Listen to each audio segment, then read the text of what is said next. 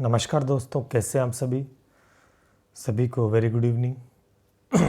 आज का जो टॉपिक रहेगा वो राजस्थान की हस्तकला। इससे पहले चित्रकला का टॉपिक हमने कंप्लीट किया था और भी काफ़ी टॉपिक्स हमने कंप्लीट कर लिए, तो सभी आप देख सकते हैं, प्लेलिस्ट दोस्तों बनी हुई है। आज का भी काफ़ी इंपॉर्टेंट टॉपिक है, लेकिन इसके अंदर जो क्वेश्चन पूछे जाते हैं दोस्तों, सीधे सीधे प्रश्न ही पूछे जाते हैं। जैसे कि ये कला किससे संबंधित है, इसमें कौन सा रंग प्रयोग किया गया था, या इसके कई कलाओं के कलाकार हैं, उनके नाम आपसे पूछे जा सकते हैं। तो ये 2-3 टाइप के प्रश्न दोस्तों हस्तकला से आपसे पूछे जाएंगे। और चित्रकला थी, उसमें विस्तृत रूप से आपसे क्वेश्चन पूछे जा सकते हैं डेप्थ में, तो मैंने वो उसको उस हिसाब से करवाया था। और आज हस्तकला का टॉपिक हम उसी हिसाब से पढ़ेंगे जैसा कि क्वेश्चन बनाएगा पेपर वाला। तो शुरू करते हैं। लाइक शेयर सब्सक्राइब नहीं किया तो कर दीजिएगा। चलिए, तो पीडीएफ आपको यहाँ मिल जाएगी, आप जाके ज्वाइन कर लेना। और चित्रकला की भी पीडीएफ मैंने अपलोड कर दी है, वो थोड़ा लेट हो गया था, दोनों मैंने कर दी है। और यहाँ पर फॉलो कर सकते हैं आप, यहाँ पे भी कर सकते हैं, यहाँ पे भी। जब तक चल रहे हैं तब तक कर लीजिए। पहला क्वेश्चन आपके सामने है कि ब्लू पाटरी कला में कौन सा रंग का प्रयोग किया गया। ब्लू पाटरी के अंदर एक कला है जिसे हम, इसका दूसरा नाम है दोस्तों, इसे हम नीलाभ। ध्यान करना, आपसे ये भी प्रश्न पूछा जा सकता है कि नीलाभ पात्र कला कि ब्लू पाटरी कला का दूसरा नाम क्या है। एक क्वेश्चन ये बन सकता है, पहला क्वेश्चन। तो आपको ध्यान करना है, ब्लू पाटरी कला उसको हम नीलाभ पात्र कला भी बोलते हैं। अब कहोगे इसमें कौन से रंग का प्रयोग किया गया, तो नाम से स्पष्ट है ब्लू पाटरी, यानी ब्लू मानी नीला, तो यानी नीले कलर का दोस्तों इसमें प्रयोग किया जाता था। कहाँ की प्रसिद्ध है ब्लू पाटरी, ये दूसरा टाइप का क्वेश्चन इसमें बन सकता है कि जो ब्लू पाटरी कला है जो प्रसिद्ध है वो कहाँ की है दोस्तों। ये सांगानेर जयपुर की है।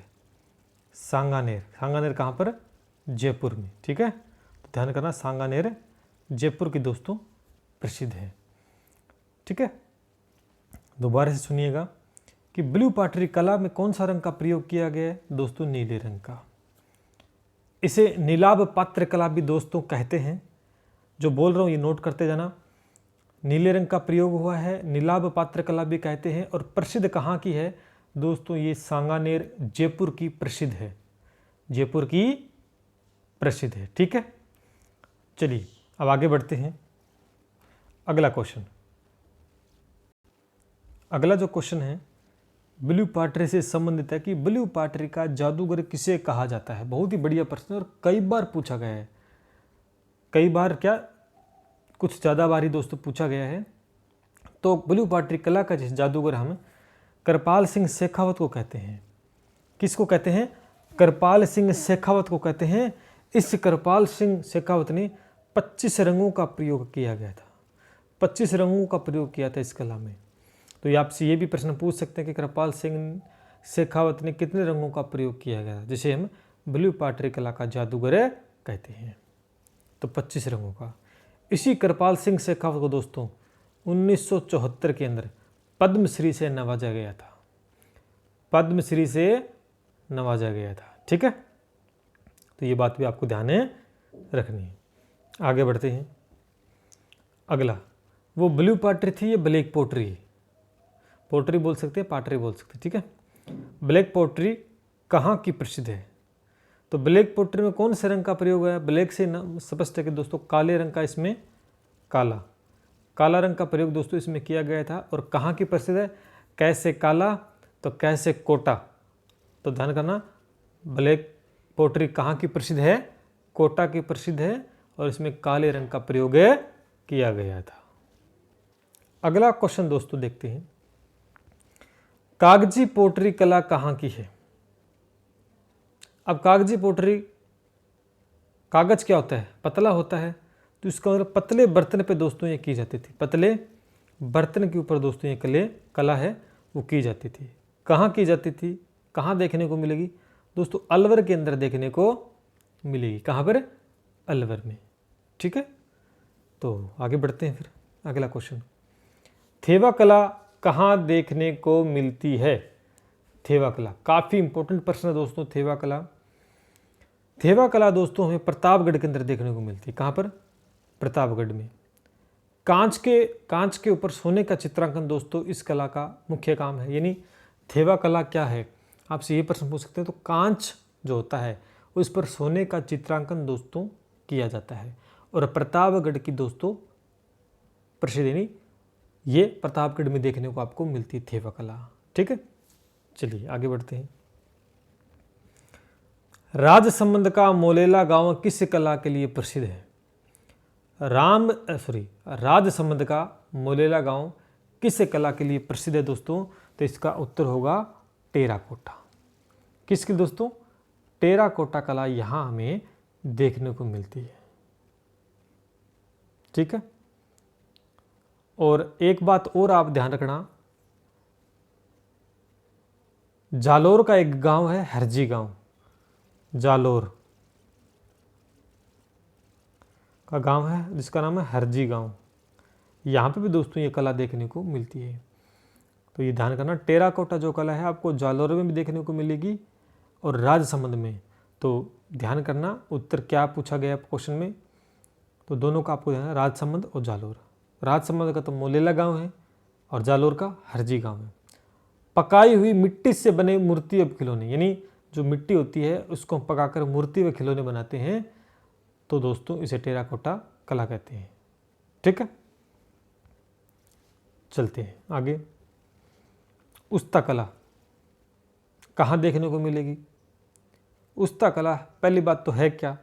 उस्ता कला दोस्तों ऊंट की खाल पर चित्रांकन होता है।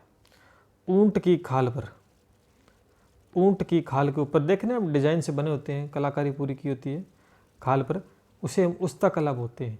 और कहाँ देखने को मिलेगी दोस्तों? बीकानेर में। कहाँ पर? बीकानेर में। अनूप सिंह उस समय थे राजा बीकानेर में, उस समय इसका बहुत ज़्यादा विकास हुआ था दोस्तों उस्ता कला का। तो ये बात भी आपको ध्यान में रखनी है। आगे बढ़ते हैं। पोमचा कहाँ का प्रसिद्ध है? बहुत अच्छा प्रश्न है। पोमचा कहाँ का प्रसिद्ध है? तो दोस्तों पोमचा है वो जयपुर का प्रसिद्ध है। कहाँ का है? जयपुर का। सीधा सीधा आपसे प्रश्न पूछेगा। ठीक है, चलिए आगे बढ़ते हैं।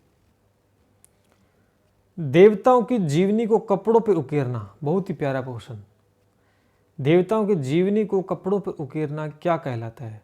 दोस्तों सभी को पता होना चाहिए इसका आंसर क्या कहलाता है भैया, उत्तर दो। फड़ चित्रण। क्या कहलाता है? फड़ चित्रण। और कहाँ ये देखने को मिलेगा सबसे ज़्यादा इसका काम?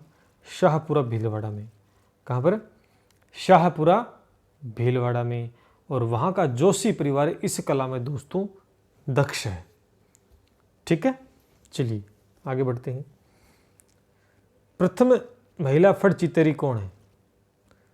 प्रथम महिला फड़ चितेरी कौन है? तो बहुत बार रिपीटेड क्वेश्चन है, पार्वती जोशी। कौन हो? पार्वती जोशी। ठीक है, चलिए आगे बढ़ते हैं।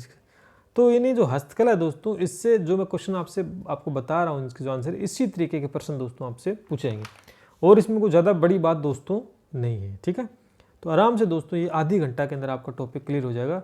और इतने ही क्वेश्चंस अगर आप लगा के जाते हो तो आप आराम से कर पाओगे। अगला क्वेश्चन,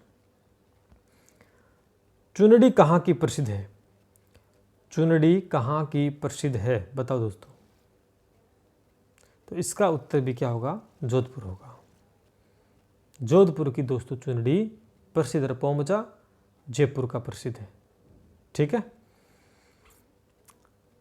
आगे बढ़ते हैं इसी के साथ। लाख का काम सर्वाधिक कहाँ देखने को मिलता है? लाख की जो चूड़ियाँ बनती है ना, हाथों पहनने वाले, सबने देखी होगी।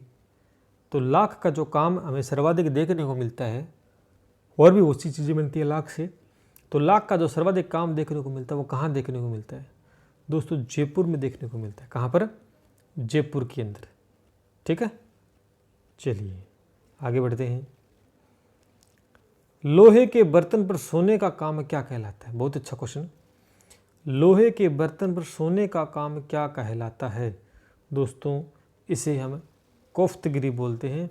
और आपको ये भी प्रश्न, कोफ्तगिरी क्या होती है, कौन सी कला है, तो आपसे पूछ सकते हैं। लोहे का जो बर्तन होता है उस पर सोने का चित्रांकन दोस्तों होता है। ठीक है, और जयपुर अलवर में देखने को दोस्तों ये मिलेगी आपको। कहाँ पर? जयपुर अलवर में ये कला देखने को मिलेगी। आगे बढ़ते हैं। कठपुतली का कला सर्वाधिक कहाँ देखने को मिलती है? कठपुतली,